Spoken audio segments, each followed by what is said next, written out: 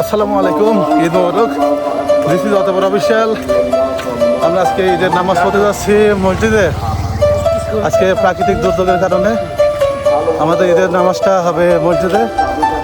আমরা আমাদের টিম অতপর অফিসিয়ালের সবাই একসঙ্গে মসজিদে যাচ্ছি নামাজের উদ্দেশ্যে।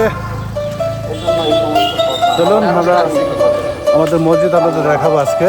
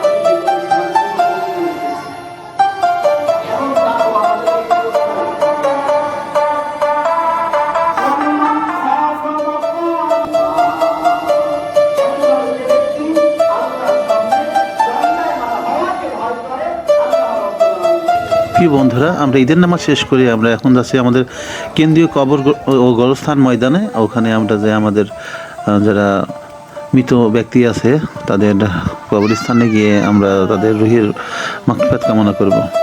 সবাইকে ঈদ মোবারক, ঈদ মোবারক, ঈদ মোবারক। ধন্যবাদ সবাইকে।